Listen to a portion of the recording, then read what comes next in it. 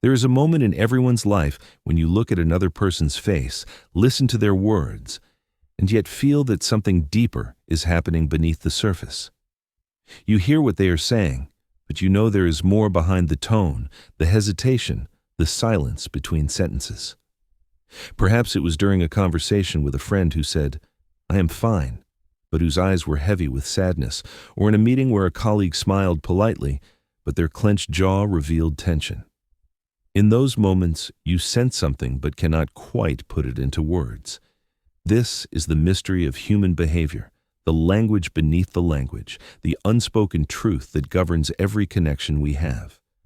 Most people move through life unaware of this hidden world. They focus on words but miss the emotions. They watch actions but ignore the motivations. And as a result, they stumble through misunderstandings, broken relationships, and missed opportunities. They feel disconnected from others and even from themselves, not realizing that the bridge to deeper connection has always been there, waiting to be crossed. That bridge is social intelligence, the mastery of understanding human behavior and using that understanding to connect, influence, and thrive. If you follow this book to the end, you will gain something far more powerful than just knowledge. You will develop a new lens through which to see the world. You will recognize patterns in people that once confused you. You will know how to read emotions before they are spoken, how to sense tension before it explodes, how to turn conflict into connection. You will discover how your own behavior, your posture, your tone, your habits shapes the way others respond to you. And with this awareness, you will no longer feel like life is happening to you. You will begin to shape it consciously, mastering both your inner world and your social world. The core philosophy of this book is simple yet transformative. Human behavior is not random. It follows patterns shaped by psychology, emotion, and social dynamics. When you understand those patterns, you gain the power to navigate life with clarity. Confidence is no longer about pretending to be strong. It is about understanding what drives you and others at the deepest level. Influence is no longer manipulation. It is alignment with human needs and desires. Connection is no longer luck. It is the art of listening, seeing, and responding to what is real, not just what is presented on the surface. We live in a time of noise. Technology has given us constant communication, yet many feel more disconnected than ever. We send messages, but fail to connect hearts. We collect contacts, but lose relationships. And deep inside, there is a hunger to be understood, to be seen, to be valued. This hunger is universal, and the one who learns how to meet it will never lack influence, respect, or love. Social intelligence is not a luxury skill. It is survival in a world where human connection is the greatest currency. So let us begin this journey together. I will not speak to you as a lecturer, but as a companion who has wrestled with the same questions. Why do people act the way they do? Why do we sabotage ourselves when we know better? Why do we hide our true feelings behind masks of politeness? And how can we finally learn to live and connect with authenticity and strength? This is not just theory. It is lived truth drawn from psychology, behavior, and the struggles of real life. If you choose to stay with me through these pages, you will not only learn about human behavior, you will learn about yourself. You will begin to see the invisible strings that guide your decisions, your relationships, your fears, and your dreams. And as you recognize them, you will find that you have the power to cut the strings that hold you back and strengthen the ones that pull you toward growth. This is mastery, not control over others, but mastery over yourself and the way you connect with the world. By the end of this book, you will not only understand people, you will move through life with the quiet confidence of someone who knows what drives them, what connects them, and what sets them free. That is the promise I give you. This is not just psychology. This is transformation. Chapter 1. The Mirror of Behavior. Why we do what we do. Every human being wakes up each morning and immediately steps into a performance, whether they realize it or not. The performance is not fake. It is simply the way we have learned to survive in the world. A smile when we are tired, a polite, "I am fine" when we are aching, a nod of agreement when our hearts are screaming no. From the moment we interact with others, we begin to shape our behavior to meet expectations, avoid judgment, and protect our vulnerabilities. But beneath this performance, beneath the carefully crafted masks, lies the raw essence of what drives us, our needs, our fears, and our unspoken desires. To master social intelligence, we must first understand this truth. Human behavior is always a mirror reflecting the unseen forces within. Take, for instance, the person who constantly interrupts others. On the surface, you might see arrogance or impatience, but look deeper, and you may discover insecurity, an unconscious fear that if they do not speak quickly enough, they will be ignored. Consider the individual who avoids eye contact and keeps conversations brief. To some, it appears as rudeness, but at its core, it may be self-protection, a shield against being seen too deeply, a fear of rejection disguised as indifference. This is why true understanding requires more than observation. It requires empathy, the ability to look beyond the behavior into the story it is telling. So many of us are trapped in cycles of misunderstanding because we judge behaviors at face value. We get angry at the friend who cancels plans repeatedly without pausing to consider that perhaps they are battling exhaustion, depression, or fear of intimacy. We criticize the colleague who seems overly competitive without recognizing that they grew up believing love was earned through achievement. We distance ourselves from the partner who withdraws during conflict without realizing that they learned silence as the only way to survive chaos in their childhood home. Behavior is not random. It is the visible symptom of an invisible wound, belief, or need. Why then do people get stuck repeating the same patterns even when those patterns harm them? Psychology gives us a clear answer. Human beings crave certainty even when it is painful. The brain prefers a predictable misery over an unfamiliar possibility. That is why someone who grew up in chaos often finds themselves drawn to drama as an adult. It feels familiar. That is why people who fear rejection sometimes push others away first. It gives them control over the inevitable. These unconscious patterns become the autopilot of our lives, guiding us until we choose to wake up and rewrite them. But here lies the problem. Most people never stop long enough to question their own behavior. They judge others harshly, but they rarely hold a mirror to themselves. They believe they are logical, when in truth they are deeply emotional. They believe they are choosing freely, when in truth they are driven by old stories written long before they had the power to choose. To break free, to truly master your behavior, you must have the courage to ask, why am I really doing this? What am I protecting? What am I afraid of losing? These questions pierce through the mask and bring you face to face with the truth. This is where transformation begins. Imagine the freedom of no longer being controlled by hidden fears. Imagine responding to someone's anger with calm curiosity instead of defensiveness, because you recognize their anger is pain in disguise. Imagine watching your own habits with awareness, catching yourself in the moment, and choosing differently. This is the power of social intelligence. It does not change who people are, but it changes how you see them, how you respond, and ultimately, how deeply you can connect. Let me tell you a story. A young woman I once worked with had a habit of constantly pleasing others. She said yes to everything, even when it left her exhausted and resentful. On the surface, she seemed generous and kind, but her kindness was not free.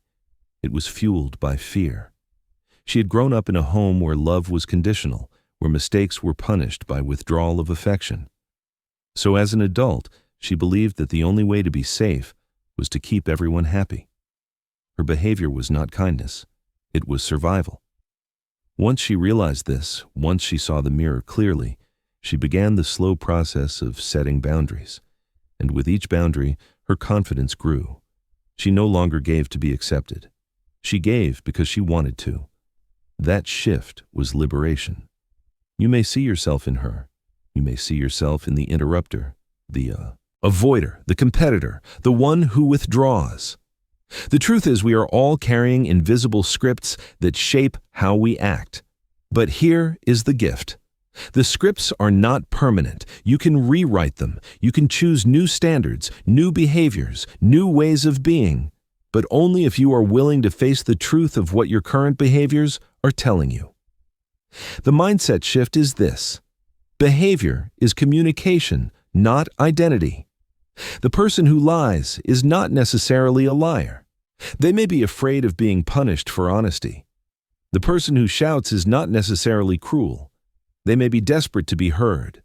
The person who withdraws is not necessarily cold. They may be overwhelmed. When you begin to see behavior as communication, you stop labeling and start listening. You stop condemning and start understanding. And when people feel understood, they soften, they open, they trust. This does not mean you excuse destructive behavior. Understanding does not mean tolerating abuse or manipulation. It means you gain clarity. You know why someone acts the way they do, and you decide consciously how to respond. You can set boundaries without hate. You can walk away without resentment. You can forgive without forgetting. This is emotional mastery, responding with strength and compassion instead of reacting with blind emotion. Think of the possibilities if you lived this way. Imagine entering a heated conversation with a calm mind, able to see not only the words spoken, but the emotions driving them. Imagine building relationships where people feel deeply seen because you notice the small cues they themselves are unaware of. Imagine no longer being confused by your own habits, but instead using them as signals to heal old wounds and grow stronger. This is not fantasy. It is the reality of those who master social intelligence. So, let me challenge you tonight before you go to sleep. Reflect on your day. Ask yourself, what did my behavior reveal about me today? Did I avoid a conversation out of fear?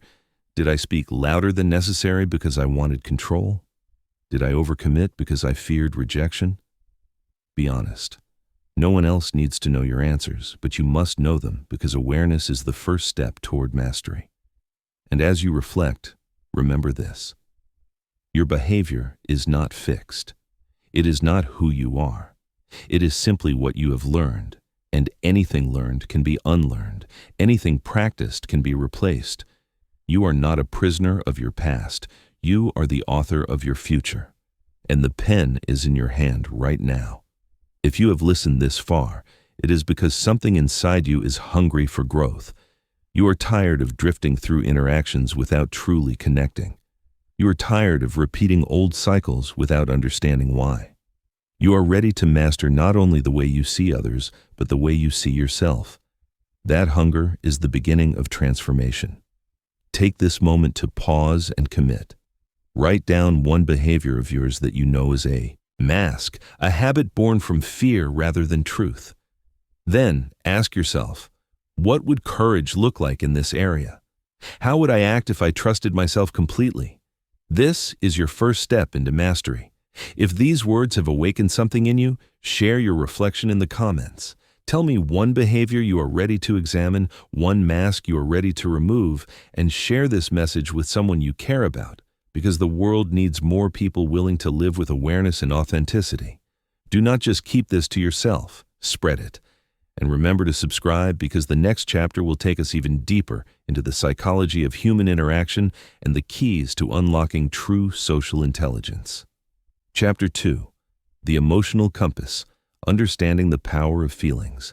Every decision you have ever made, every relationship you have ever entered or ended, every word you have ever spoken, it all began with a feeling. Logic often comes later, dressed neatly in explanations and reasons. But the truth is that emotion was there first, guiding the hand that turned the wheel. We like to believe we are rational beings, that our choices stem from careful thought. But the deeper reality is this: we are emotional beings who justify with logic. Emotions are not distractions from reason. They are the compass of human behavior. And if you want to master social intelligence, you must learn how to read that compass in yourself and in others. Think of the last time you made a choice you regretted. Maybe you snapped at someone you love. Maybe you agreed to something you did not want. Maybe you walked away from an opportunity because fear disguised itself as caution. What drove you in that moment? It was not logic. It was an emotion: anger, guilt, fear. These emotions colored your perception, changed the story you told yourself, and directed your actions. This is the hidden power of feelings. They bend reality. To the angry person, everything feels unjust. To the anxious person, everything feels risky. To the joyful person, everything feels possible. Emotions are the lens through which we see the world, and that lens determines the path we walk. This is why people get stuck. They believe emotions are the enemy, something to suppress or ignore. They are told to be strong, which often means hide your feelings. But emotions are not weaknesses. They are signals. They are messengers carrying information about what matters most to us. Anger points to a boundary crossed. Sadness reveals a loss or unmet longing. Fear signals danger or uncertainty. Joy confirms alignment with what we value. When you ignore emotions, you silence the compass. You wander blindly, repeating cycles without knowing why. But when you learn to read emotions, they become your greatest guide. Let us look at a common struggle: fear of rejection. This fear paralyzes millions of people. It makes them avoid conversations, hold back their true thoughts, and settle for less than they deserve. On the surface, it looks like shyness or politeness. But beneath it lies a powerful emotional story. If I show who I am, I will not be accepted.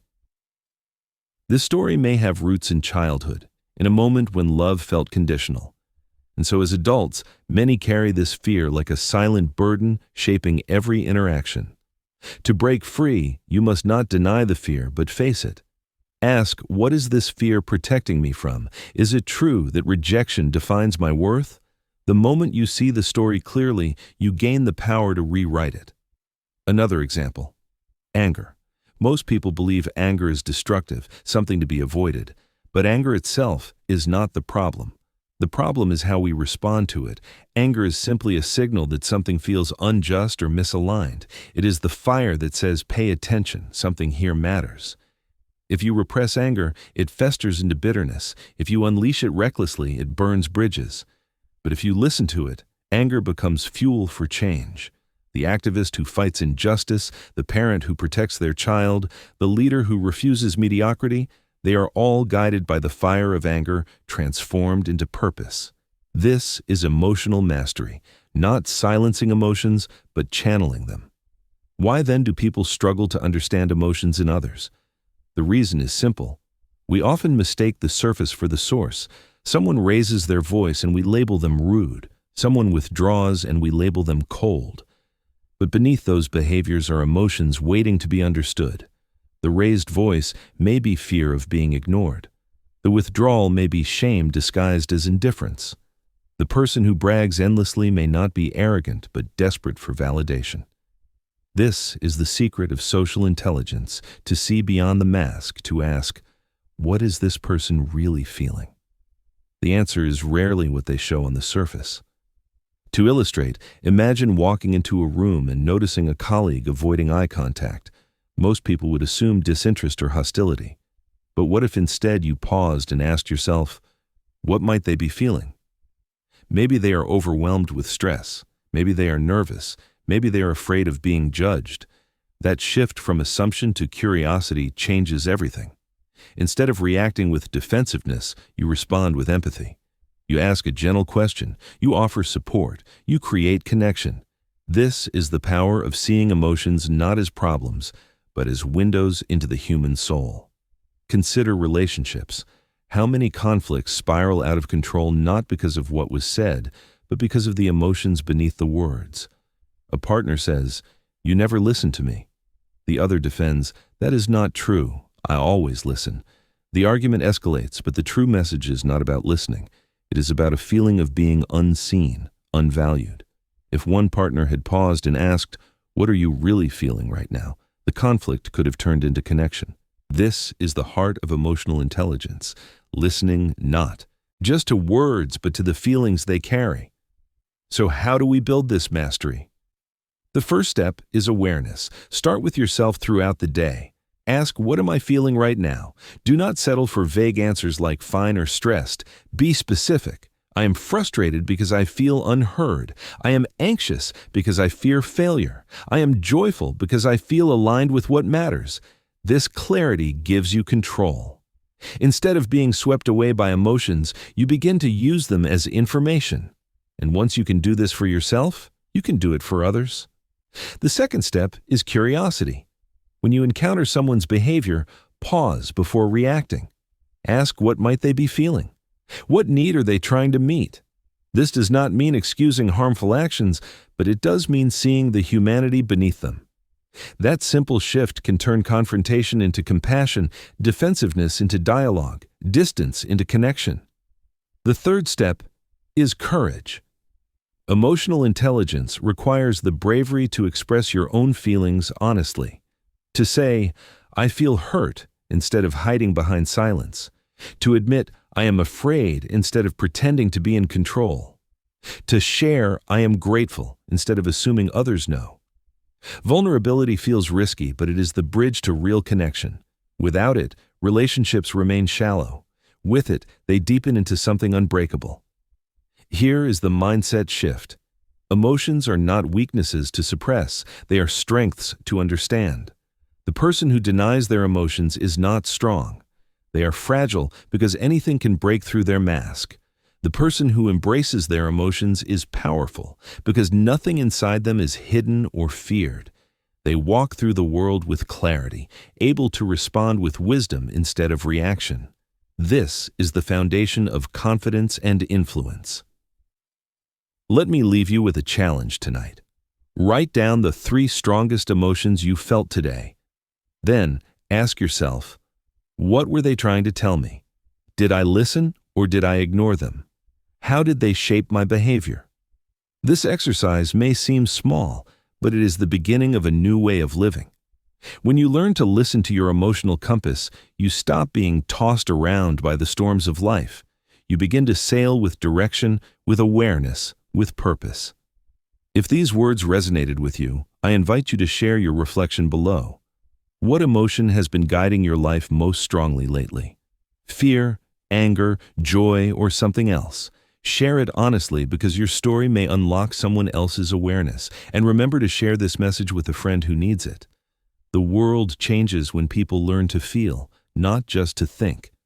And do not forget to subscribe because in the next chapter, we will explore the psychology of influence, the subtle forces that shape human interaction, and how you can master them to build deeper, stronger connections. Chapter 3. The subtle art of influence, guiding without forcing. Think back to the times in your life when someone changed you without ever demanding it. Perhaps it was a teacher whose quiet confidence inspired you to believe in yourself. Perhaps it was a friend who never lectured but whose example showed you a better way to live. Or maybe it was a leader whose presence alone made you want to rise to your highest potential. Influence is often misunderstood. People think it is about power, persuasion, or manipulation. But real influence is none of these. Real influence is the ability to guide people without forcing them, to shift the energy of a room without raising your voice, to inspire change simply by embodying it. The reason most people fail at influence is because they confuse control with impact. They try to convince, argue, pressure, or dominate. But when you push, people resist. It is human nature. When someone feels forced, they defend themselves, even if what you are offering could help them. Influence is not about pushing, it is about pulling. It is about creating such an energy of clarity, confidence, and authenticity that others are naturally drawn toward you. Just as flowers turn toward the sun, people turn toward those who radiate genuine power. Why is this important for social intelligence? Because life is built on interactions. Every opportunity you gain, every relationship you keep, every conflict you resolve, all of it depends on your ability to influence others. Without influence, you may be talented but unseen, wise but unheard, passionate but ignored. Influence is the bridge between your inner world and the outer world. It allows your vision, your values, and your gifts to reach others in a way that creates change. Without it, your brilliance stays locked inside. So, how does influence work? Psychology gives us many answers, but the simplest truth is this: people are moved not by what you say, but by how you make them feel. Logic may open the mind, but emotion opens the heart. If you want to influence someone, do not only speak to their reason, speak to their humanity. A story is more powerful than a statistic. A genuine smile is more persuasive than 1,000 arguments. People may forget your words, but they will never forget how you made them feel. One of the deepest struggles people face is the fear of rejection. They want to influence others, but are terrified of being ignored or judged. So they stay silent or they overcompensate by trying too hard. Both paths fail. The truth is that influence requires courage, the courage to show up fully, to risk being seen. Influence is not about being perfect, it is about being real. When you share your truth with vulnerability, you give others permission to do the same. When you embody your values consistently, you show others that change is possible. This is how influence works, not through force, but through example. Consider this: a person who argues endlessly about kindness will change few minds. But a person who lives with kindness, even in small acts, will inspire countless hearts. Influence is less about speaking and more about being. People are always watching, always sensing. They pick up on your energy before they hear your words. If your energy is aligned, confident, compassionate, authentic, they will feel it. They may not know why, but they will be drawn to you.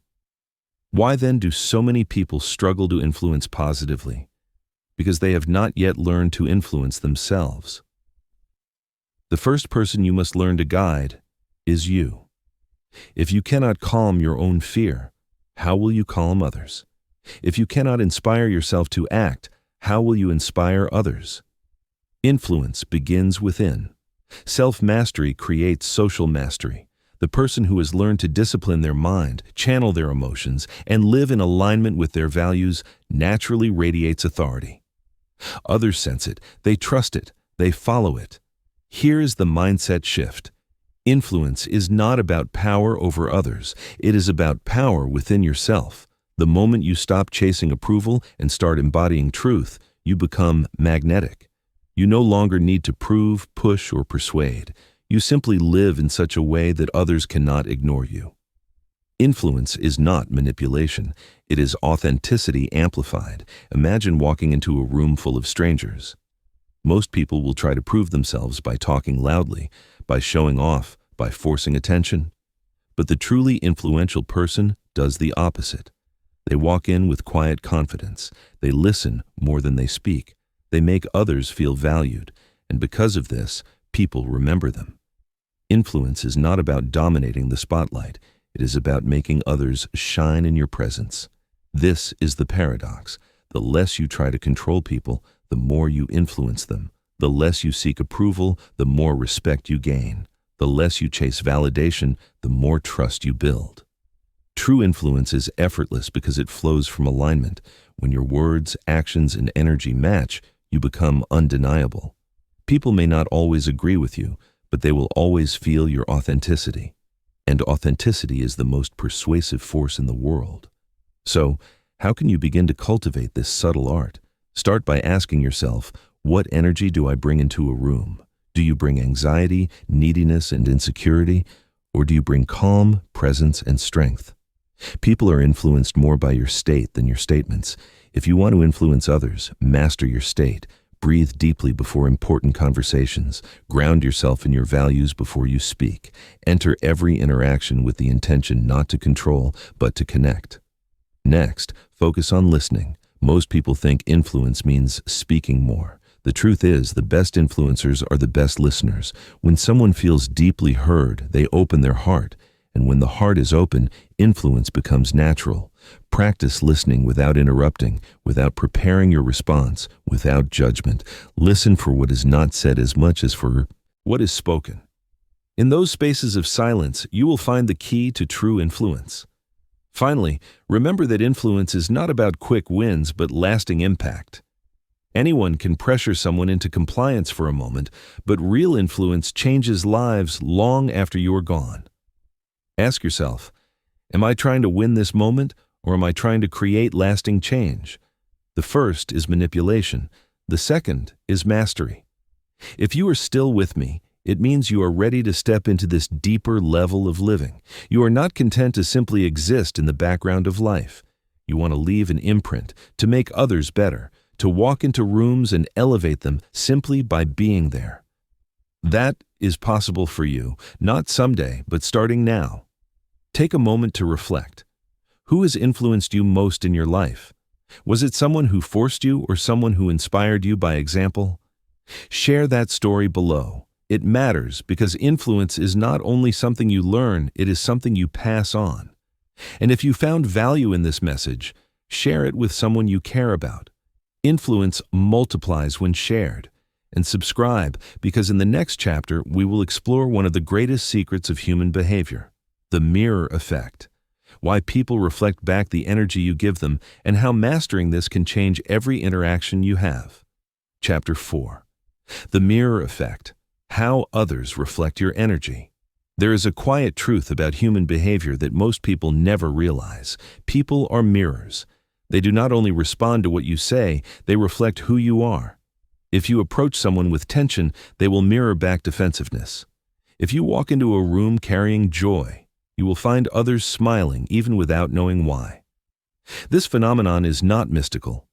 It is psychological. Human beings are wired to mirror one another.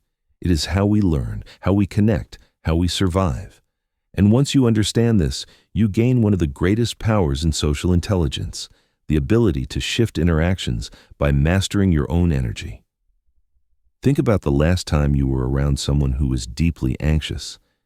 Did you feel yourself becoming tense even if you had no reason to be? Or the last time you spoke with someone who was truly calm, present, and grounded, did you not feel safer, more at ease?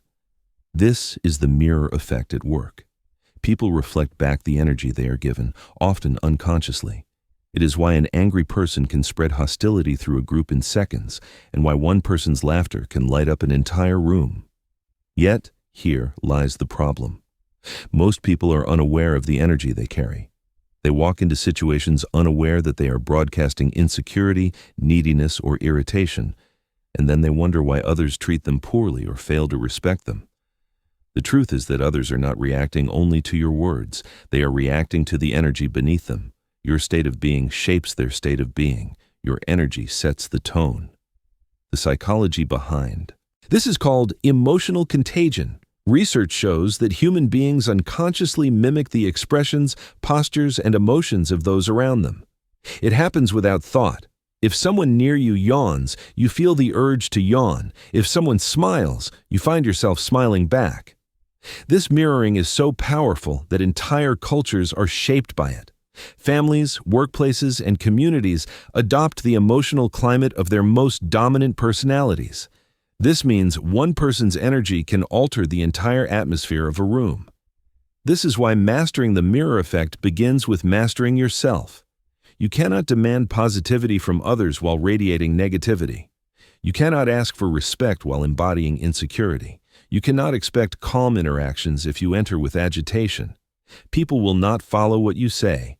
They will follow who you are. If you want others to mirror confidence, you must embody confidence. If you want others to mirror respect, you must embody respect. If you want others to mirror openness, you must embody openness. Imagine two leaders giving the same speech. One speaks the words of hope but carries hidden fear. The other says the exact same words but radiates conviction. The difference in impact is enormous. People do not only hear the message, they feel the messenger.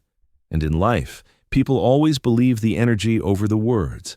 This is why a child may obey a strict parent out of fear, but feels truly guided by the parent who radiates calm authority.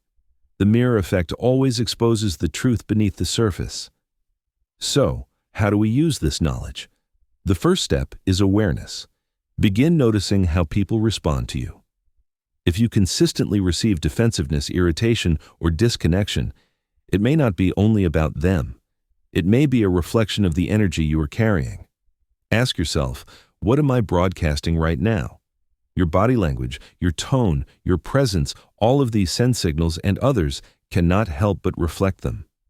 Awareness allows you to choose differently. The second step is regulation. Learn to regulate your state before entering important interactions. Breathe deeply. Ground yourself. Remember your intention. If you want to bring calm to a situation, embody it first. If you want to inspire, ignite your own energy first. If you want to be respected, stand in your values before speaking. Do not wait for others to change the atmosphere. Be the one who sets it. Mastering the mirror effect means realizing that you are the thermostat, not the thermometer. You do not just measure the room, you set the tone for it. And finally, the third step is consistency. One calm conversation will not change a relationship, but consistent energy repeated over time reshapes the mirror. People begin to trust what you embody. They stop waiting for the old version of you to appear. They mirror what is steady, not what is temporary. Consistency creates credibility, and credibility creates influence. The mirror effect explains why people often attract the same patterns in relationships. If you carry insecurity, you attract those who exploit it. If you carry desperation, you attract those who take advantage. But if you carry strength, you attract those who respect it. Life is not only about what you want, it is about what you radiate. And what you radiate is always reflected back to you. Consider this. Every relationship in your life is a mirror. They show you what you bring. If you feel unseen, ask yourself, am I truly showing myself? If you feel unheard, ask, am I truly listening? If you feel disrespected, ask, am I respecting myself first? These are not easy questions, but they reveal the hidden dynamics of your interactions. The mirror effect teaches us that people are not only responding to us, they are reflecting us. Now, imagine the possibilities if you fully embrace this truth. You could walk into conflict and disarm it with calm. You could enter a tense negotiation and shift it with presence. You could inspire a team not by demanding energy, but by embodying it. You could transform relationships not by arguing for change, but by living the change. This is not theory. It is the quiet power of the mirror effect in action. So I ask you, what do you want the world to reflect back to you? If it is respect, then live with respect. If it is love, then radiate love. If it is strength, then embody strength. The mirror will never lie. It always shows you what you bring. The question is whether you will bring your fear or your highest self. If you have stayed with me this far, then I know you are ready to begin embodying the energy you wish to see. You are not here to drift through interactions unaware. You are here to live consciously, to master your presence, to shape the mirrors around you with wisdom and intention. Begin today. Notice what energy you carry into the next room, the next conversation, the next challenge. Watch how people respond. And remember, what you see in them is often what they see in you. If this message has spoken to you, pause and reflect on one relationship in your life right now. Ask yourself, what energy am I bringing to it? And how is it being mirrored back to me? Share your reflection in the comments below. It may be the first step to reshaping not only your relationships, but your entire world. And if you found value here, share this with someone you care about, because when you shift your energy, you do not only change yourself, you change every mirror you touch. Chapter 5. Presence is Power. The secret language of being fully here. There is a rare quality that instantly sets a person apart. It is not beauty, wealth, or even intelligence. It is presence. Presence is the ability to be fully here, to give your whole attention to this moment, to this person, to this conversation. In a world where people are constantly distracted, endlessly scrolling, endlessly checking their phones, endlessly thinking of what comes next, presence is like water in a desert. It is rare, it is precious, and it is unforgettable. Think about the last time you felt truly listened to. Not half listened while someone nodded, but truly listened to where the other person's eyes met yours without wondering, where you felt their full attention, where it seemed that for those few minutes, nothing else in the world existed but you. How did it feel? For most, it feels like oxygen after being starved. You feel seen, valued, validated. That is the power of presence. Presence is not just an action, it is a gift. And yet presence is also one of the scarcest qualities in modern life. Most conversations today are two people waiting for their turn to speak. Most interactions are rushed, shallow, mechanical. Most relationships are weakened not because of a lack of love, but because of a lack of presence. People no longer show up fully. They show up partially. They are half here, half elsewhere, and others feel it. The body is present, but the spirit is absent. The face is here, but the mind is far away. And so connections weaken, trust diminishes, and opportunities slip through unnoticed.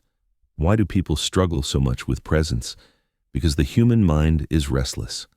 Psychology tells us that the average person's mind wanders almost half of their waking hours. They are replaying the past, worrying about the future, or imagining alternate realities. Rarely are they anchored in the now. Add technology, constant notifications, and the endless pressure of modern life and presence becomes even harder to access. It is easier to be elsewhere than to be here. But easier does not mean better. The cost of absent living is enormous: shallow relationships, lost opportunities, and an endless sense of emptiness. Presence, however, is not about perfection. It is about intention. You do not have to be flawless in your focus. You simply have to choose to return. When your mind drifts, bring it back. When you feel distracted, ground yourself again. Presence is not a static state. It is a practice. Every moment offers you the chance to return. Every breath is an invitation to come back to now. This is why mindfulness has gained so much attention in psychology. It trains the muscle of presence. But presence is not only for meditation, it is for life. The deeper truth is this: presence is power. A person who is fully present commands attention without trying. They create impact without effort. Why? Because presence communicates respect, authority, and authenticity. When you are present, you signal to others, you matter. This moment matters. I am not elsewhere. I am here with you. People feel this deeply. It breaks through their defenses. It creates trust instantly. Presence is influence in its purest form. Consider the difference between a leader who glances at their phone while someone speaks and a leader who gives their undivided attention. Both may say the same words, but only one inspires loyalty. Consider the difference between a partner who half listens while thinking of their to-do list and a partner who leans in, listens fully, and remembers what you said. Both may love you, but only one makes you feel loved. Presence is not a small detail. It is the foundation of connection. But here lies the paradox. Presence is also terrifying. To be fully present means to put down your masks, your distractions, your defenses. It means to face life as it is without escape. And many people run from this. They would rather hide in their phones, in their worries, in their busyness, than face the intensity of real presence. Why? Because presence demands vulnerability. When you are fully here, you cannot hide. You are exposed. And yet, it is only in that exposure that true connection is born. This is why presence requires courage. It requires you to silence the noise in your mind, to resist the temptation of distraction, to hold eye contact a little longer, to listen a little deeper, to stay in the discomfort of silence without rushing to fill it. Most people cannot do this, but those who can become unforgettable. Their presence lingers in memory long after the conversation ends. People may forget what you said, but they will never forget how it felt to be with you. Here is the mindset shift. Presence is not something you do. It is something you give. It is a gift that costs nothing but means everything. When you give someone your presence, you are telling them, "You are enough to deserve my full attention." And in a world starved for validation, that is one of the most powerful messages you can send. So, how do you cultivate presence? Begin by practicing awareness of your own distractions. Notice when your mind drifts. Notice when your eyes wander. Notice when you are pretending to listen but are elsewhere. Do not judge yourself. Simply return. Presence begins with honesty, the willingness to admit when you are not fully here, and the choice to come back anyway. Next, anchor yourself physically. Presence lives in the body. When you feel distracted, bring awareness to your breath. Feel your feet on the ground, the weight of your body, the sound of your voice. This pulls you out of the endless spinning of thoughts and back into the immediacy of now. Presence is not thinking about presence, it is experiencing it. And finally, cultivate curiosity. Presence is natural when you are genuinely curious. When you truly care about the person in front of you, you do not have to force attention. It flows. Ask questions not to reply, but to understand. Look not only at their words, but at their expressions, their silences, their energy. Presence deepens when you see beyond the surface. Now imagine the transformation if you lived with presence consistently. Your relationships would deepen, your influence would multiply, your work would become more focused, your creativity sharper, your joy fuller. Life would no longer blur past in a fog of half attention. It would open in vivid detail. Because presence is not just about others, it is about you. When you are fully present, you actually live your life instead of missing it. So I ask you, when was the last time you gave someone your full presence? When was the last time you gave it to yourself? Take a moment today to put everything else aside and be fully here, even if just for 5 minutes. Listen without distraction, look without haste, feel without numbing. Give this gift and watch how the mirrors around you change. If this has resonated with you, pause now and share your reflection. Presence grows when it is practiced, and practice begins with awareness.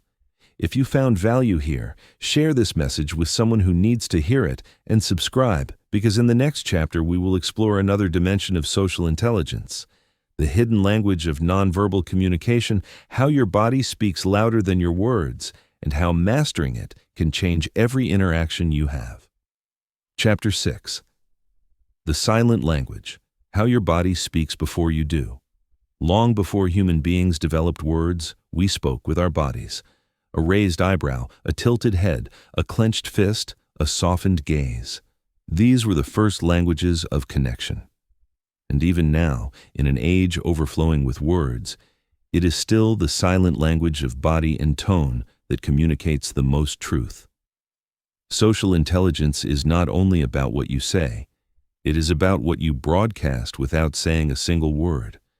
Think of the last time you met someone new. Within seconds before they even spoke, you felt something about them. Maybe you sensed warmth and openness, or maybe you felt tension and distance. This instant impression did not come from words, it came from nonverbal signals. Psychology shows that as much as 70 to 90% of communication is nonverbal. This means that people are not only listening to your words, they are reading your posture, your gestures, your eyes, your energy. And often what your body says is louder than what your mouth says. This explains why people can say, "I am fine," while their body screams, "I am not fine." Or why someone can say, "I am confident," while their slouched shoulders whisper, "I am afraid." Words can be manipulated, but body language is harder to fake. People may not consciously analyze it, but they feel it. The body always tells the truth of your inner state, and others always pick up on it. The problem is that most people are unaware of the signals they are sending. They do not realize that their crossed arms are creating distance, that their lack of eye contact is signaling insecurity, that their restless movements are broadcasting nervousness. And then they wonder why conversations feel awkward, why people do not trust them, why opportunities slip away. The silent language is always speaking, whether you control it or not. Here's the shift. The most socially intelligent people are those who become fluent in this language. They know how to read the subtle cues in others, and they know how to master their own. They do not manipulate. They align. They ensure their body language reflects the truth they wish to convey. This creates coherence, and coherence creates trust. When your words and body match, people feel safe with you. When they do not, people feel something is off, even if they cannot explain why. Think of a leader standing before a crowd. If their words say, "We will overcome this challenge," but their body is stiff, their eyes darting, their tone uncertain, no one will believe them. But if their body radiates calm, their eyes steady, their tone strong, even simple words carry weight. It is not the words themselves, it is the alignment of body, voice, and intention that inspires. This is why true influence is embodied, not recited. So how can you master this silent language? The first step is awareness. Begin noticing your own body in conversation. How do you stand? How do you sit? What do your hands do? Are you open or closed, grounded or restless? Next, notice others. Watch the way they lean in when interested, how they withdraw when uncomfortable, how their eyes light up when something matters. People reveal themselves constantly if you pay attention. Social intelligence grows when you learn to see what others miss. The second step is congruence. Align your body with your words. If you want to show openness, uncross your arms, soften your shoulders, make steady eye contact. If you want to show confidence, stand tall, slow your movements, use deliberate gestures. If you want to show empathy, lean in slightly. Mirror the other person subtly. Let your eyes communicate warmth. Congruence makes people trust you because they feel no hidden agenda. Your body and words are one. The third step is control of energy. Nonverbal communication is not only physical, it is energetic. People feel the energy you bring before you speak. If you enter a room with heaviness, others will feel it. If you bring lightness, others will rise to meet it. This is why mastering your internal state is crucial. Confidence begins not in posture, but in the mind. Calmness begins not in your eyes, but in your breath. Energy radiates from within and then expresses itself through the body. Master the inner and the outer will follow. There is also the power of silence. Silence is one of the most underestimated forms of nonverbal communication. A pause can show confidence while rushing shows insecurity. Stillness can command more authority than noise. A thoughtful silence can carry more weight than a flood of words. Socially intelligent people use silence as a tool. They know when to hold space, when to let silence invite others to speak, when to let it deepen the moment instead of breaking it. The mirror effect we spoke of earlier comes alive here. When you embody openness, people open. When you embody calm, people calm. When you embody confidence, people lean into your lead. You do not have to say, "Trust me." Your body will say it for you and people will feel it without knowing why. But let us be clear. Body language is not about manipulation. It is not about striking fake power poses or forcing unnatural gestures. True mastery comes from authenticity. If you try to fake confidence, people will sense the disconnect. But if you build real confidence within, your body will naturally reflect it. The goal is not to perform. The goal is to align. Alignment between your inner state and outer expression is the essence of social intelligence. Now, imagine the shift if you mastered this. In job interviews, you would radiate confidence without arrogance. In relationships, you would convey love without words. In leadership, you would inspire without shouting. In daily life, people would feel drawn to you without knowing why. This is the invisible advantage of mastering nonverbal communication. It amplifies every word you say and every connection you make. So I ask you now, what is your body saying even when your mouth is silent? What energy are you broadcasting into every room you enter? Begin to notice, begin to align, begin to master the silent language, because those who speak it fluently hold a power that words alone can never achieve. If you found this chapter valuable, pause and reflect on one area of your life where your body may be telling a different story than your words. Share your insight in the comments below. And remember, when you change the way you show up, you change the way others show up for you. Share this message if you know someone who needs to be reminded of the power of presence beyond words. Chapter 7. Emotional Mirroring, the Hidden Bridge Between Hearts. There is a mysterious force at play every time two people interact. You cannot see it, but you can feel it. It is the subtle exchange of emotions, the invisible current that flows between human beings. Scientists call it emotional contagion, but in social intelligence, it is known as mirroring. To mirror is to reflect the inner world of another so that they feel understood, validated, and safe. It is not mimicry. It is empathy expressed through tone, posture, and energy. It is the art of saying without words, "I see you. I understand you. You are not alone." Think about the times you felt closest to someone. Was it when they solved your problems with advice? Or was it when they simply sat with you, reflected your emotions, and let you feel that they were right there with you? For most, the deepest bonds are formed not by solutions, but by resonance. When someone mirrors your sadness with a softened voice, when they mirror your joy with shared laughter, when they mirror your excitement with widened eyes and leaning in, that is when you feel the bond. Mirroring is not about pretending. It is about tuning in so deeply that your body and emotions naturally align with the other. Psychology reveals that humans are wired for this. Deep in our brains are mirror neurons designed to pick up on the emotions and actions of others and reflect them. This is why yawns spread, why laughter is contagious, why tears in a movie can bring tears to your own eyes. We are built to connect through resonance, and in social interaction, this is one of the most powerful tools you can wield. But here is the challenge. Most people are not aware of how strongly they mirror others unconsciously. If you are around negative, pessimistic people, your energy lowers. If you are around excited, enthusiastic people, your energy rises.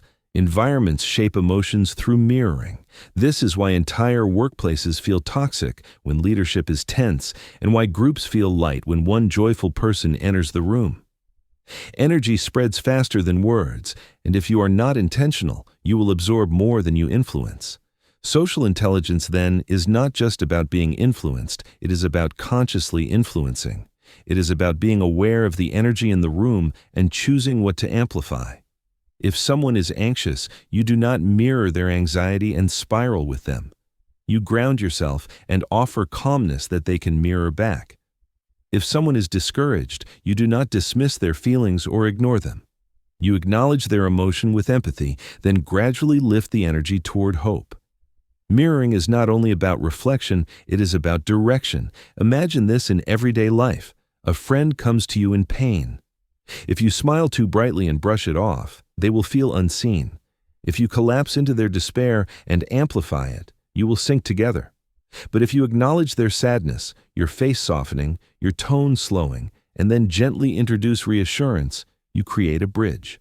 They feel understood, yet they also feel lifted. This is the mastery of emotional mirroring. First reflect, then guide. But here lies the trap. Inauthentic mirroring destroys trust. People can sense when you are faking empathy. When your words say, "I care," but your tone is flat. When your face shows no resonance with their story. This false mirroring feels manipulative, and instead of building connection, it creates distance. True mirroring is not performance, it is presence. You must genuinely tune in. You must genuinely care. Without authenticity, mirroring becomes mimicry, and mimicry breeds mistrust. This is why the foundation of mirroring is not technique, but intention. Ask yourself, do I really care to understand this person? Do I really want to step into their world for a moment? If the answer is yes, mirroring will flow naturally. If the answer is no, no technique will save you, because people feel the truth in your energy before they analyze your words. Let us look at why people often fail at mirroring. Some are too self-absorbed. They listen only to reply, not to understand. Some are too impatient, rushing to give advice instead of reflecting emotion. Some are too uncomfortable with vulnerability, so they avoid deep resonance and stay at the surface. And some are simply unaware that mirroring exists. They do not realize that human beings need more than words. They need reflection. And so relationships remain shallow, misunderstandings multiply, and trust never deepens. The shift is simple but profound. Stop trying to be interesting and start trying to be interested. When you lean into someone's world, when you match the pace of their tone, when you mirror their gestures lightly, when your face reflects their joy or their concern, you signal, you matter. And that is the essence of social intelligence. Making others feel significant, not through flattery, but through resonance. Consider leaders who inspire loyalty. They are not those who dominate every conversation with their brilliance. They are those who mirror the emotions of their people, who step into their fears, their hopes, their frustrations, and then speak into them. They create the sense that this person understands me, and once that is established, influence follows naturally. Consider relationships. The partners who grow distant are often those who stop mirroring each other. One shares joy, the other responds flatly. One shares pain, the other shrugs. The energy breaks, the bond weakens. But when partners continue to mirror, laughing together, grieving together, dreaming together, the relationship deepens with time. It is not grand gestures that sustain love, but daily resonance. Consider influence in persuasion. A skilled communicator does not bulldoze with logic alone. They mirror the emotional state of the listener, step into their perspective, and then lead them gently toward a new way of seeing. This is why mirroring is a tool not only for connection, but for leadership, persuasion, and transformation. But be warned, mirroring is powerful because it is subtle. Used with authenticity, it creates trust. Used manipulatively, it creates suspicion. The line is intention. Always ask yourself, am I mirroring to connect or am I mirroring to control? If your heart is aligned with empathy, the answer will be clear. Now, pause and reflect. Who in your life mirrors you naturally?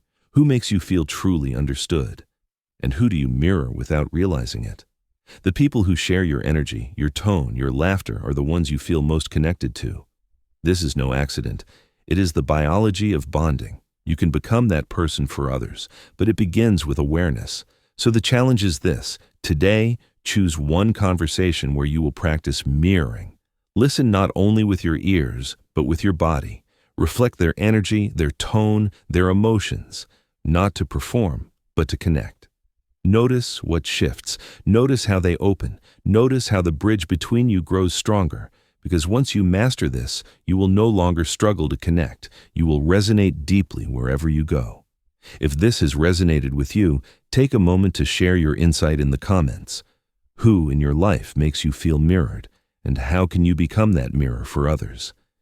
If this chapter has opened your eyes to the subtle power of emotional resonance, share it with someone you care about and subscribe, because in the next chapter, we will explore another key to social intelligence. The art of asking powerful questions, the kind that unlock hearts, shift perspectives, and change relationships forever. Chapter 8. The art of asking questions that unlock connection. Every relationship, every conversation, every breakthrough in human connection begins not with a statement but with a question. Questions are the keys that unlock the hidden chambers of another person's mind and heart. They reveal what lies beneath the surface. They show that you care enough to listen, and they create a pathway into deeper truth. While many people waste conversations by talking endlessly about themselves, the socially intelligent person understands that the most powerful words they can speak are not declarations, but inquiries. Think of the last time someone asked you a question that made you pause. Maybe it was as simple as, "How are you really doing?" or as profound as, "What matters most to you right now?" Notice what happened in that moment. Your defenses lowered, your mind turned inward, and you felt seen. A good question does not only extract information, it creates presence. It says, "I value your inner world enough to explore it with you." That is the gift of asking questions. Yet many people get stuck in shallow questions. They ask, "How is work? How is the weather? How are you?" without genuine intention. And so they receive shallow answers: good, fine, busy. These empty exchanges create no connection. They are polite noise, not meaningful conversation. The problem is not the words themselves, but the lack of depth, the lack of follow-up, the lack of curiosity. Social intelligence demands more than politeness. It demands genuine inquiry. Why do people fail at this? Some are afraid of going deeper, fearing it may feel intrusive. Some are so focused on what they will say next that they forget to ask at all. Some mistake confidence for dominance and believe that talking more makes them impressive, when in truth, talking less and asking more makes you magnetic. The reason is simple. People love to talk about themselves, but only if they feel genuinely heard. A socially intelligent question gives them that space. There is a psychology behind this. When you ask someone a meaningful question, their brain releases dopamine as they share their story. They feel rewarded simply by being listened to. This is why conversations with great listeners feel addictive. You leave feeling lighter, energized, understood. The power is not in the listener's words, but in their questions and their presence. But here lies the deeper mastery. Not all questions are equal. Closed questions shut doors. Open questions open them. Do you like your job? Is closed. It invites a yes or no. What do you enjoy most about your work? Is open. It invites a story. Are you happy? May trigger defensiveness. What has brought you the most joy lately? Allows reflection without pressure. The socially intelligent person does not interrogate, they invite. Their questions do not corner, they expand. This skill becomes especially powerful in conflict. When two people are locked in disagreement, questions soften the walls. Instead of saying, "You are wrong," try, "Help me understand how you see this." Instead of saying, "You never listen," try, "What do you feel I am missing in hearing you?" These questions shift the energy from confrontation to exploration. They allow emotions to be expressed without escalation. They transform a fight into a dialogue. And there is another layer still: the timing of questions. Too many questions too quickly can overwhelm.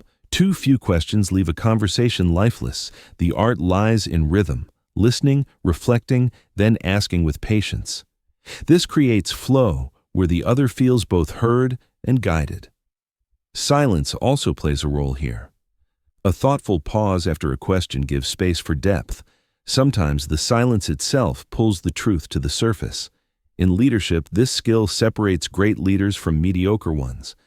Leaders who only give instructions create obedience. Leaders who ask questions create ownership. What do you think we should do? What challenges are you facing? How can I support you? These questions empower others to step forward with their own insight, and when people feel their perspective matters, their commitment deepens. Influence through questions is stronger than influence through commands. In friendships and love, the same principle applies. Imagine a partner who never asks questions. Over time, you would feel unseen, as if your inner world does not matter. Now, imagine a partner who regularly asks, "What has been on your mind lately? What dream excites you most? What is one thing I could do to love you better?" Such questions keep the bond alive because they invite continuous discovery. Love dies in assumptions. Love lives in curiosity. But perhaps the greatest use of questions is self-discovery. The questions you ask yourself shape your life more than the answers you receive from others. What do I really want? What am I afraid of? What kind of person do I want to become? These are not casual questions. They are life-defining ones. Most people live without asking them, and so they drift. But the courageous few who dare to ask and then sit with the discomfort of honest answers reshape their destinies. So, how do you begin to master this? Start with intention. Do not ask to fill silence. Ask to deepen presence, then practice in your next conversation. Instead of another shallow, "How is work?" try, "What part of your work has been the most fulfilling this week?" Notice how the energy shifts. Instead of, "How are you?" try, "What has been the most meaningful part of your day so far?" Questions like these break patterns. They remind people of their inner richness. They make you unforgettable because you gave them the gift of reflection. And remember, the goal is not endless questioning. The goal is balance, asking, listening, sharing. Too many questions without vulnerability can feel like an interview. Too little questioning feels like self-absorption. True social intelligence is a dance. You ask, they share, you reflect, you add, you ask again. The rhythm creates connection. Now pause. Imagine if you shifted all your relationships through better questions. Imagine your conversations at work, at home, with friends, becoming deeper, more alive, more fulfilling. Imagine becoming the person others feel safe to open up to, the person who always seems to get it, the person who makes them feel seen. This is not fantasy. It is a skill you can build one question at a time. So I ask you now, what is the one question you wish someone would ask you but rarely do? Sit with it. Feel the longing behind it, and then become that person for others. Ask them the questions they wish someone would ask. Give them the gift you crave. In giving, you will also receive. If this chapter has sparked something within you, share it below. Tell me, what is the question that has most changed your life? Your answer may inspire someone else who desperately needs it. And if you found this powerful, share this chapter, because the world does not need more noise. It needs deeper questions that awaken truth. Chapter 9. The Power of Listening. Hearing beyond the words. There is a difference between hearing and listening. Hearing is a biological act. Listening is a spiritual one. Hearing captures sound. Listening captures meaning. Hearing lets words enter your ears. Listening lets them enter your soul. This is why two people can be in the same room, hear the same words, but only one walks away truly changed. Social intelligence is not about speaking more or being more charming. At its core, it is about listening with a depth so rare that others feel transformed simply by being in your presence. Think about the last time someone truly listened to you. Not nodded politely, not waited for their turn to speak, but genuinely gave you their full attention as if nothing else in the world mattered more than your words. How did it feel? Most people remember such moments with clarity because they are so rare. True listening makes people feel seen, heard, validated. It makes them feel like they exist. And in a world where everyone is shouting to be noticed, being deeply listened to is one of the greatest gifts you can give. The tragedy is that most people do not listen. They pretend. They nod while their mind drifts. They think about their next response instead of absorbing what is being said. They cut off sentences because they already assume they know the point. They listen for information, but not for emotion. This is why so many conversations feel empty. It is not the words that are lacking, it is the presence. People crave presence more than answers. Psychology explains that humans are wired to seek validation. When someone listens without judgment, our nervous system relaxes. We feel safe, open, willing to share more. This creates a loop. The more one person listens, the more the other person reveals. The more they reveal, the deeper the connection grows. This is why listening is not passive. It is active creation. It builds bridges. It transforms strangers into friends, enemies into allies, lovers into lifelong partners. But why is listening so hard? One reason is ego. The ego loves to speak, to prove, to perform. Listening requires humility, the willingness to let another voice matter more than your own for a moment. Another reason is distraction. Modern life pulls attention in every direction. Phones buzzing, thoughts racing, deadlines looming. True listening requires the discipline to quiet the noise inside and outside. It demands presence, which feels foreign to many who live in constant rush. The final reason is fear. Sometimes we avoid listening deeply because we are afraid of what we might hear, truths that challenge our assumptions or reveal pain we do not want to confront. Socially intelligent people confront this fear. They embrace the discipline of listening because they understand it is not about them. It is about creating space for others to unfold. They listen not only to words, but to pauses, to tone, to what is said and unsaid. They hear the hesitation in a voice, the heaviness in a sigh, the longing behind a story. This is listening beyond sound. This is listening to the human being. Consider this. In every conversation, there are two dialogues happening. One is the external dialogue, the words spoken. The other is the internal dialogue, the unspoken emotions, fears, and hopes beneath the words. Ordinary people only catch the surface. Socially intelligent people tune into the second. When someone says, "I am just busy," perhaps beneath it, they mean, "I feel overwhelmed and unseen." When someone says, "I am fine," perhaps beneath it, they are silently crying, "I need someone to notice I am not fine." The socially intelligent listener does not push, but they hear the undercurrent. And by simply acknowledging it, it sounds like things have been heavy for you. They give healing where no advice could. In leadership, listening is the difference between authority and influence. Authority commands people to obey. Influence inspires people to follow. Leaders who listen create loyalty because their teams feel valued. A simple, "Tell me what challenges you are facing," can do more than 100 motivational speeches. People want to be heard before they want to be led. Listening earns the right to lead. In love, listening is the difference between distance and closeness. Many couples fight not because of what is said, but because of what is not heard.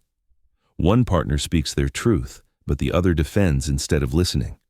Over time, walls rise, resentment grows. But when a partner listens with openness, even painful truths become bridges. Listening says, "I may not agree, but I am here with you in this moment." That presence often matters more than agreement. There is also a paradox to listening. When you listen deeply, you gain influence without trying. People trust those who make them feel heard. They seek them out for advice, for companionship, for leadership, not because that person talks the most, but because they listen the best. Influence through listening is invisible but unstoppable. So how can you master this art? Begin with silence. When someone speaks, resist the urge to interrupt. Let their words breathe. Let them finish completely before you respond. Notice their tone, their expressions, their body language. Listen with your eyes as well as your ears. Next, reflect back. Say, "It sounds like you are feeling," or "what I hear you saying is." This does not mean parroting their words. It means showing that you understand their meaning. Finally, be willing to sit with pauses. Sometimes the most profound truths emerge in the silence after someone has spoken if you give them space. The most powerful phrase you can carry into any conversation is not, "Here is what I think." It is, "Tell me more." Those 3 words open doors. They tell the other person you are not rushing. You are not judging. You are not distracted. You are here. And when people feel that, they give you their truth. Now, imagine this applied in your own life. Imagine your children growing up with the memory that their parent always listened, truly listened. Imagine your partner feeling secure because their heart was always received without interruption. Imagine your friends drawn to you because you were the rare person who listened without agenda. Imagine your career flourishing because people trusted you not for what you said, but for how deeply you listened. That is the silent power of this skill. So I leave you with this challenge. In your next conversation, speak less. Resist the urge to perform. Instead, become curious. Ask one thoughtful question, then listen as if the world depended on the answer. Watch what happens. Watch the way people open, the way their energy softens, the way the bond between you deepens. Listening is not flashy, but it is transformative. If this chapter resonated with you, take a moment now and reflect. Who in your life most needs your full listening presence today? Call them, sit with them, listen without judgment, without rushing. Then come back and share your experience in the comments. And if you believe the world would be a better place if people listened more deeply, share this message, because listening, at its core, is love in action. Chapter 10. The Subtle Power of Body Language in Human Connection. Long before words existed, there was movement. Before language was born, there was posture, gesture, eye contact, and silence. Humanity spoke with the body long before it ever spoke with the tongue. And even now, in every conversation, body language carries more weight than the words we say. A raised eyebrow, a slight lean forward, crossed arms, shifting eyes. These signals shape meaning in ways most people never consciously notice. Social intelligence requires not only awareness of what you say, but also mastery of what you show. Imagine this. Someone tells you, "I am happy to see you," but their arms remain crossed, their eyes dart away, their tone is flat. Do you believe their words? Of course not. You believe the body because the body does not lie. Words can be polished and rehearsed, but the body often reveals the truth beneath them. This is why those who understand body language can sense what others miss: hidden emotions, unspoken doubts, silent desires. And this is why those who master their own body language become magnetic. They radiate confidence, warmth, and authenticity without needing to prove it. Psychologists explain that more than half of communication is nonverbal. It is not just what you say, but how you stand, how you move, how you breathe. People pick up on your presence before they ever hear your words.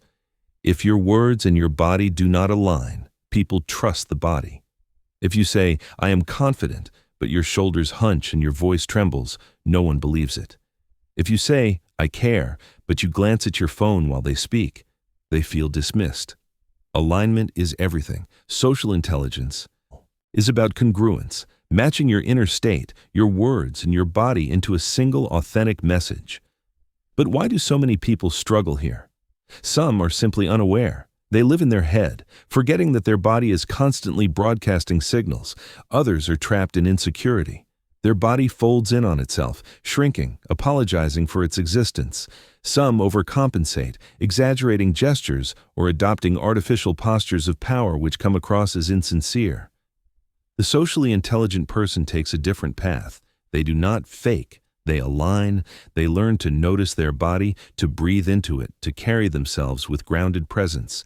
They embody confidence instead of performing it. One of the most powerful signals is eye contact. Eye contact says, I see you. I am here with you. Too little and it feels evasive. Too much and it feels aggressive. The balance is present, steady, warm without forcing. When you hold someone's gaze while truly listening, you create trust. The eyes, after all, are not only windows to the soul, they are bridges between souls. Posture is another silent force. When you stand tall, chest open, shoulders relaxed, you project strength and calm.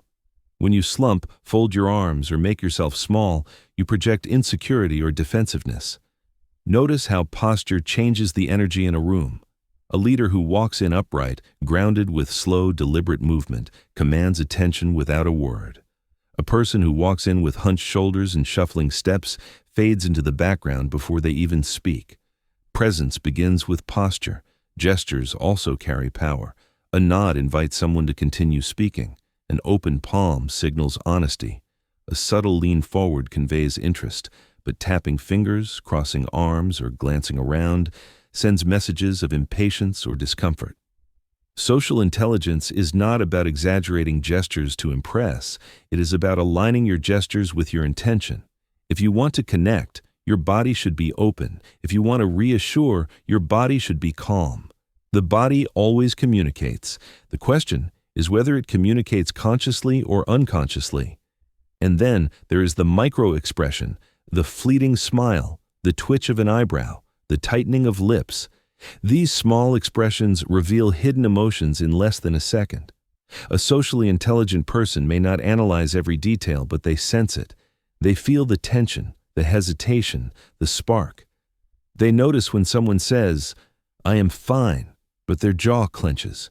They hear the words, but they listen to the face.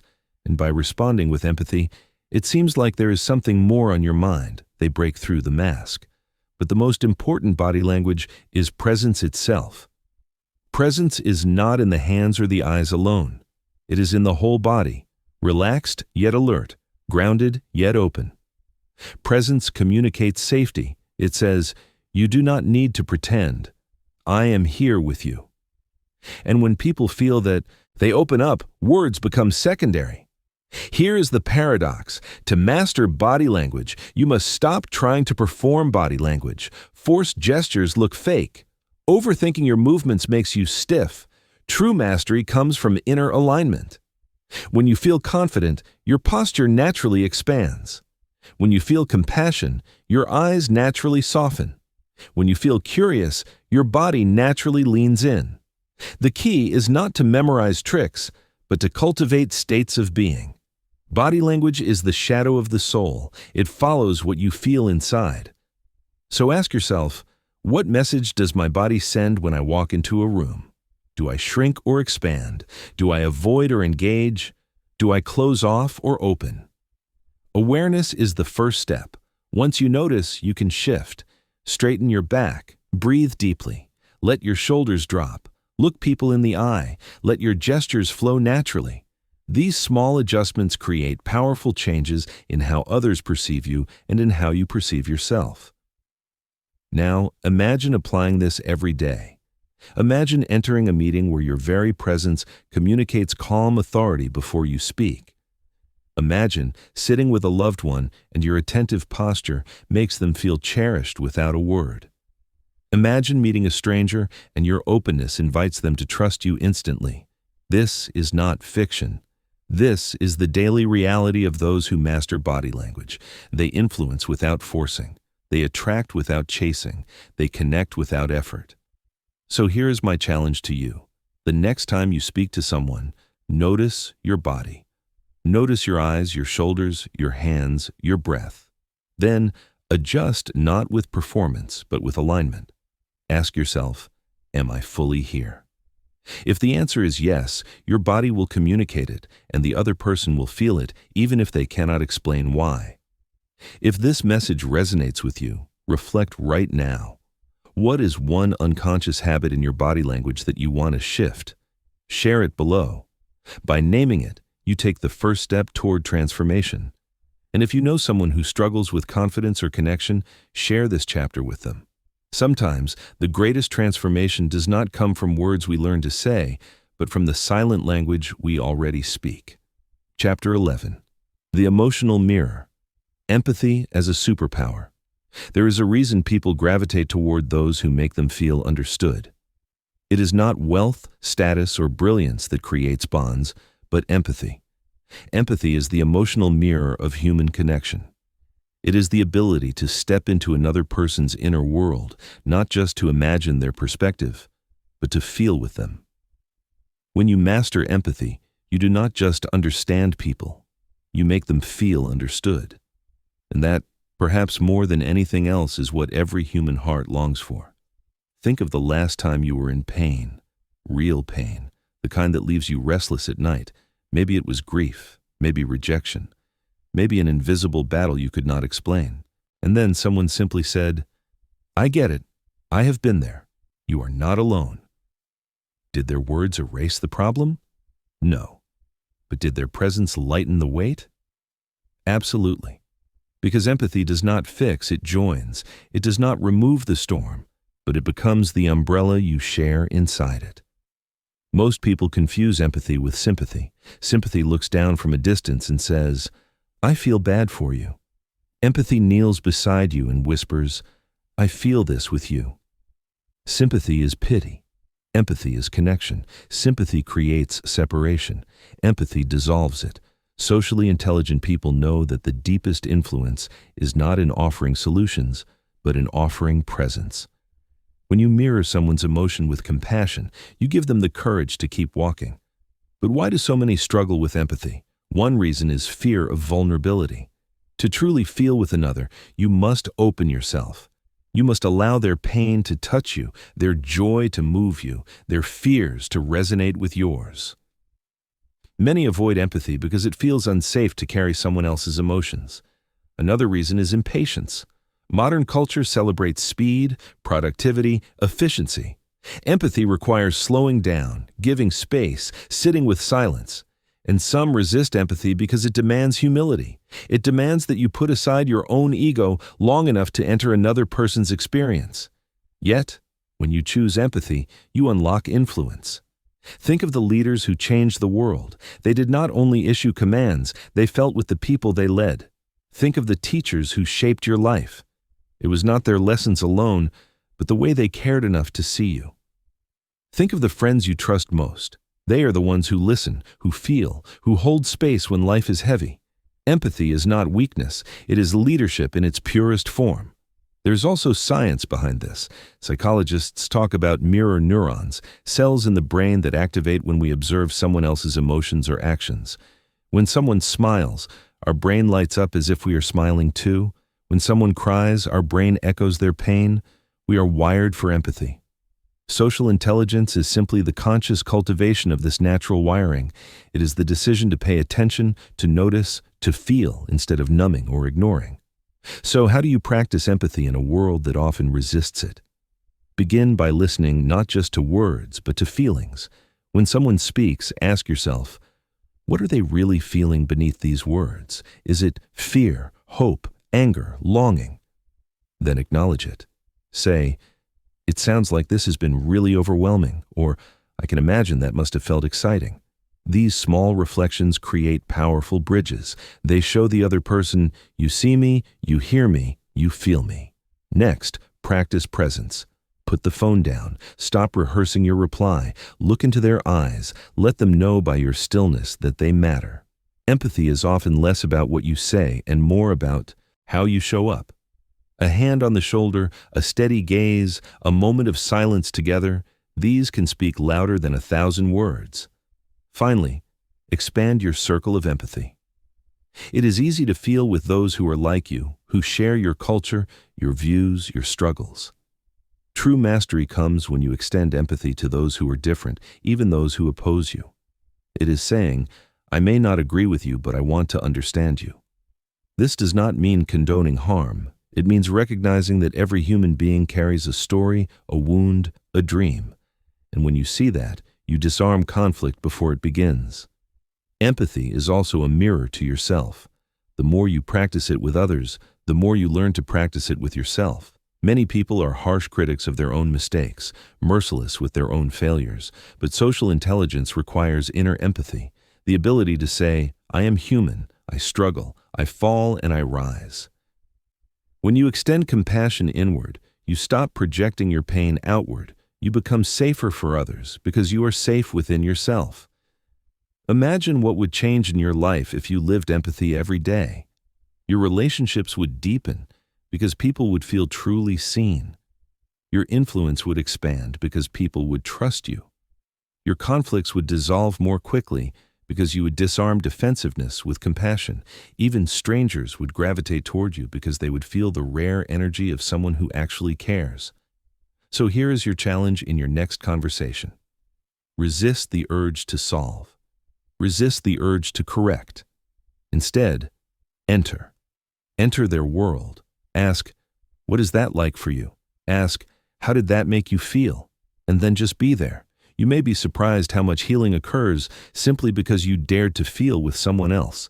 If this message has touched you, take a moment right now and reflect. Who in your life needs empathy more than advice today? Call them, sit with them, listen without rushing, and when you finish, share your experience. Because the world does not need more voices shouting solutions. It needs more hearts willing to feel. Chapter 12. Reading the Hidden Patterns. Understanding Human Behavior.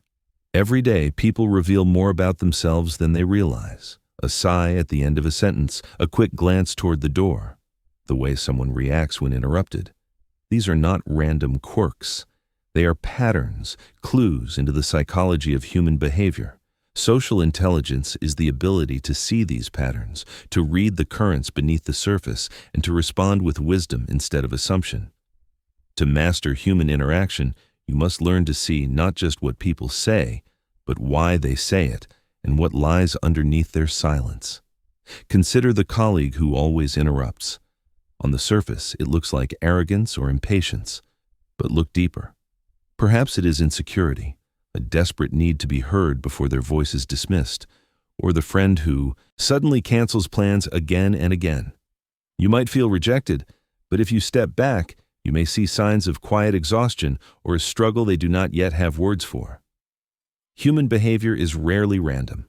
It is the outer expression of inner stories. When you learn to decode these stories, you stop reacting blindly and begin responding with intelligence. Psychologists tell us that behavior is a blend of three forces: biology, environment, and belief. Biology shapes our natural temperament. Some are born bold, others cautious. Environment teaches us what is safe and what is dangerous. Childhood experiences shape the reflexes we carry into adulthood, and belief colors our perception. What we think the world is, we behave as if it truly is. This is why two people in the same situation may act in completely opposite ways. One lashes out in anger, the other withdraws in silence. The difference lies in the stories they carry. The socially intelligent person does not take behavior at face value. Instead of labeling someone rude or cold, they ask, what does this action protect? What does it reveal about what this person values or fears? This shift from judgment to curiosity changes everything. Judgment builds walls, curiosity builds bridges. When you replace "they are difficult" with "I wonder what pain or belief drives this," you gain access to deeper levels of connection. But let us be clear, understanding behavior is not about manipulation. It is not about learning people's weaknesses to control them. True mastery is about compassion. It is about learning to see through the noise of behavior into the human heart behind it. A child throws a tantrum not because they are bad, but because they do not yet know how to express frustration. A coworker gossips not because they are evil, but because gossip gives them a fleeting sense of importance. A partner withdraws not to punish you, but to protect themselves from feeling too exposed. Seeing these truths gives you power, the power to respond with empathy instead of anger. Think of human behavior like a language. Every action is a sentence, every habit is a paragraph, and the whole person is a story. The impatient driver honking behind you is telling a story of stress or fear. The quiet classmate in the corner is telling a story of feeling invisible. The confident leader walking into the room is telling a story of practiced self-assurance. If you only listen to words, you miss half the story. If you learn to listen to behavior, you begin to read people fluently. One of the clearest examples of this is conflict. When people argue, the surface issue is rarely the real issue. A fight about chores is really about respect. A fight about money is really about security. A fight about time is really about love. Behavior is always symbolic. The words are the smoke, but the fire lies beneath. The socially intelligent person listens for the fire, not just the smoke. They ask, what is the need behind the words? What is the fear beneath the anger? And when they address that, the conflict dissolves. This ability to read behavior also protects you because when you see patterns, you can anticipate outcomes. You notice that the person who flatters you too quickly may be hiding manipulation. You recognize that the colleague who avoids eye contact may be concealing something. You sense when a friend's sudden silence signals deeper pain. Social intelligence sharpens your intuition not by magic, but by awareness. You train your mind to connect dots that others ignore. But let us go deeper because understanding human behavior also means understanding your own. Too often we study others while ignoring the mirror of ourselves. Why do you procrastinate on the very goals that matter? Why do you repeat patterns in relationships you promise to break? Why do you lash out at those you love most when you feel powerless? These behaviors are not random either. They are signals. They are your own inner story asking to be heard. Social intelligence begins within. Until you read your own behavior with honesty, you will misread others. So, pause for a moment. Think about your last 3 reactions in stressful situations. Did you withdraw? Did you fight? Did you freeze? Each of these responses is a story from your past. Maybe withdrawal was how you survived criticism as a child. Maybe fighting was how you learned to protect yourself. Maybe freezing was how you avoided punishment. These are not flaws. They are adaptations. But if you want freedom, you must learn to see them for what they are, patterns, not destiny. The more you understand the psychology of behavior, the more choice you gain. Because when you recognize a pattern, you can choose differently. You can say, I usually withdraw here, but this time I will speak. Or, I usually get defensive, but this time I will breathe. This is the heart of transformation, not erasing your story, but rewriting the ending. And when you live this way, you give others permission to do the same. Imagine a world where everyone read behavior with compassion instead of judgment, where people saw the wounded child behind the angry man, where they saw the longing behind the silence, where they saw the need for love behind the stubborn pride. That is the world social intelligence creates. A world where we stop fighting symptoms and start healing roots. So, here's my challenge today. Notice one behavior that usually frustrates you in someone else. Instead of reacting, pause. Ask yourself, what is the story behind this? What might this person be protecting or needing? Respond to that, not just the surface, and watch how the dynamic changes. If this spoke to you, share your reflection below. Because every time you choose to look deeper into human behavior, you not only understand people better, you love them better. And that is the real mastery. Chapter 13. The art of influence, leading without forcing influence, is not about pushing people where they do not want to go. It is about creating an atmosphere where they want to move with you. Too many mistake influence for manipulation, confusing leadership with control. But real influence, the kind born from social intelligence, is subtle, steady, and rooted in respect. It is the art of leading without forcing, guiding without demanding, and inspiring without dominating. Think of the great figures who have shaped history not with armies or commands, but with presence.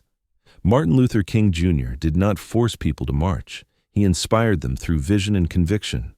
Mother Teresa did not manipulate people into compassion. She embodied it so profoundly that hearts could not help but follow. Influence at its highest level is not imposed, it is invited, and the invitation is powerful because it is authentic.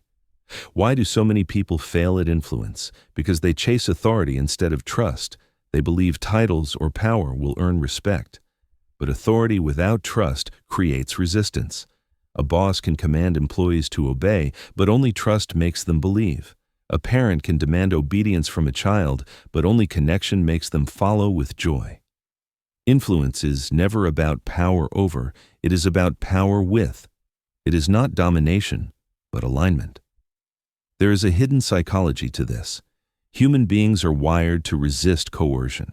The moment someone feels forced, they activate what psychologists call psychological reactance, the instinctive pushback against control. If you say, "you must," they will find a way to say, "I will not." But if you say, "you can," they open themselves to possibility. The more freedom people feel, the more likely they are to choose your path willingly. That is the paradox of influence. You gain it by releasing control. True influence begins with listening. Before you can move someone, you must understand them. What do they want? What do they fear? What vision do they hold? Influence does not impose. It aligns your message with their values. If you want someone to follow you, you must show them how the path you walk also fulfills their deepest needs. That is why influence requires empathy, patience, and clarity. It is not about bending others to your will, but about weaving your vision with their longing.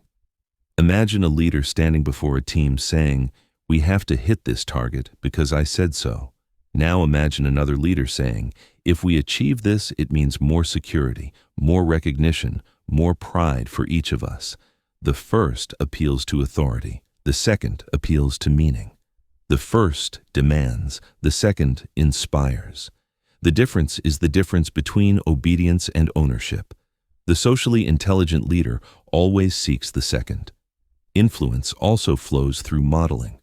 People do not follow words as much as they follow example. A parent who preaches patience but explodes in anger will never teach calmness.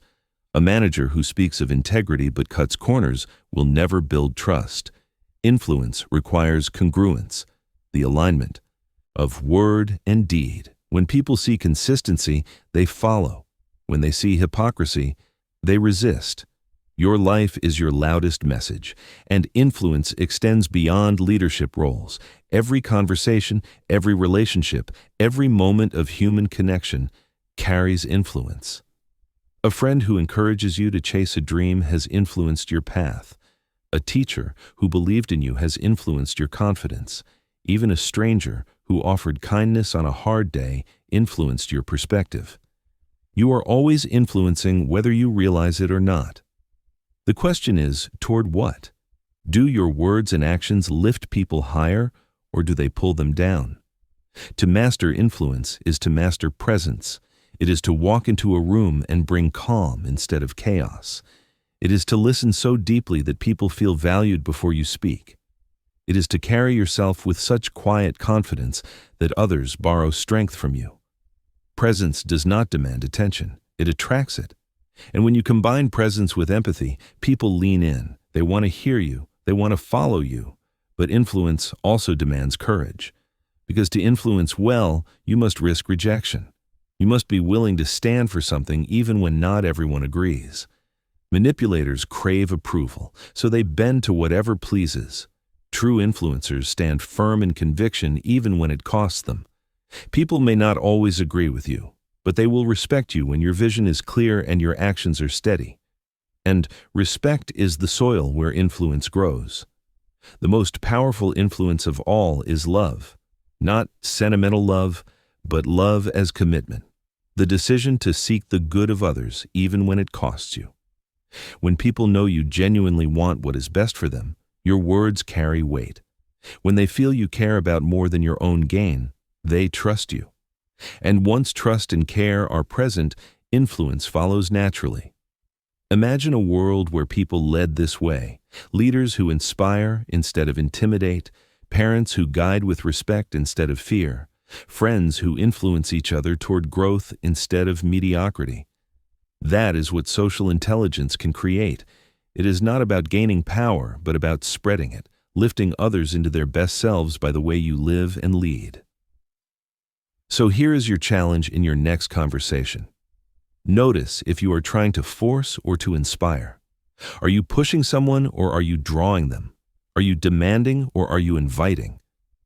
Practice aligning your influence with trust, empathy, and authenticity. Watch how quickly resistance dissolves when people feel respected instead of controlled. If this resonates with you, share it, because influence is a ripple. What begins in one heart spreads into another, and the world does not need more controllers. It needs more inspirers. It needs you. Chapter 14. Resetting the mind. A new standard for living. There comes a point in every journey where information is no longer enough. You have read the words, you have heard the insights, you have collected the strategies, but without a reset of the mind, without a deep inner shift, these truths remain like seeds sitting on the surface of hard soil. They cannot take root unless the ground is broken, unless the standards you live by are redefined. This chapter is not about learning something new. It is about unlearning the lies that have chained you and reclaiming the freedom to live with higher standards. Most people live by standards they never chose. They inherited them from parents, absorbed them from peers, or adopted them unconsciously from society. A young girl grows up believing she must always please because her parents praised her only when she was agreeable. A young boy learns to hide his emotions because every time he cried, he was told to man up. A worker accepts misery in a job because everyone around him says, that is just how life is. These unchosen standards shape lives of quiet compromise. People end up surviving rather than living, fitting into molds instead of shaping their own. But mastery of behavior and social intelligence demands something radical, the courage to rewrite your standards. You must ask yourself questions most never dare to confront. What do I truly value beyond what I have been told to value? What do I refuse to tolerate any longer, even if the world calls me unreasonable? What do I demand from myself, not out of fear of failure, but out of love for who I could become? These questions cut deep. They strip away comfort, but they are the doorway to transformation. The truth is, the gap between the life you live and the life you want is not filled with luck or talent. It is filled with standards. If your standard is to settle, you will always stop short of greatness. If your standard is to avoid discomfort, you will never taste the richness of growth. But if your standard is to demand your best from yourself even when no one is watching, then life will bend to your decision. Standards are not about goals. They are about identity. A person may set a goal to exercise, but until they set the standard of valuing health as non-negotiable, excuses will always win. Resetting the mind means breaking the chains of the past. It means refusing to let your history define your horizon. Yes, you were shaped by your upbringing, your mistakes, your wounds, but you are not bound to repeat them. You can choose a new response. You can set a new expectation. You can decide that fear will no longer dictate your choices, that doubt will no longer silence your voice, that pain will no longer poison your future. This reset is not a single moment but a practice. Every day you ask, what standard will I hold myself to now? There is psychology behind this. The brain loves patterns. It clings to familiar behavior, even destructive behavior, because predictability feels safe. But when you consciously raise your standards, you force the brain to create new neural pathways. At first, it resists. That is why change feels uncomfortable. But with repetition, discomfort becomes the new comfort. The standard that once felt impossible becomes your baseline. And soon, what once was extraordinary becomes ordinary because you have grown into it. Think about it. Every person you admire, every leader, every creator, every role model, they are not different because they were given special gifts. They are different because they chose higher standards. The athlete trains when others rest. The writer writes when others procrastinate. The leader speaks truth when others stay silent. These choices are not glamorous. They are costly, but standards are always costly. The only question is whether you will pay the price of growth now or the price of regret later. Resetting the mind also demands honesty. You cannot raise your standards if you continue lying to yourself. How often do you say, I do not have time, when in truth you are afraid? How often do you say, I cannot, when the reality is, I will not try? Social intelligence begins with understanding others, but it matures with understanding yourself. Stop hiding behind excuses. Face the truth of your patterns, and once you see them clearly, decide if those patterns are worthy of the person you want to become. This is where reflection matters. Pause for a moment. Ask yourself, in the last month, what behaviors have I tolerated in myself that I know are beneath me? Did I waste hours scrolling instead of building? Did I silence my voice when I knew I should have spoken? Did I accept disrespect because I feared being alone? These are not small compromises. They are cracks in the foundation of your life.